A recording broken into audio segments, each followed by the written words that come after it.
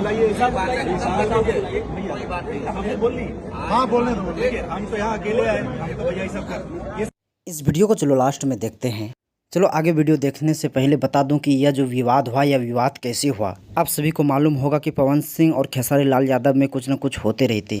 2 दिन पहले खेसारी लाल यादव किसी इंटरव्यू में इस पवन सिंह के बारे में उल्टा सीधा बोल देते हैं, जिससे विशाल सिंह भी लाइव आते हैं और खेसारी लाल यादव को उल्टा सीधा बोल देते हैं। इसी तरह में विवेक सिंह खेसारी लाल यादव के मैनेजर को गुस्सा आता है और विशाल सिंह को एक लोकेशन भेजता है और बोलता है कि तुम इस जगह आओ, तुमको देख लेंगे। जिससे विशाल सिंह को रहा नहीं गया, वह सीधा निकल पड़े।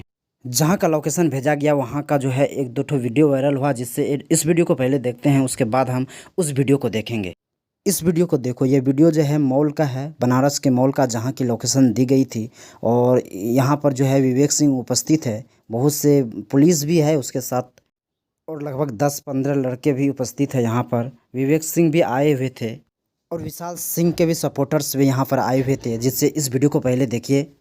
विशाल का उसको बुलाइए सब कोई बात नहीं, हमने बोल ली। हाँ बोलने दो। देखिए हम तो यहाँ अकेले आए, हम तो भैया ये सब कर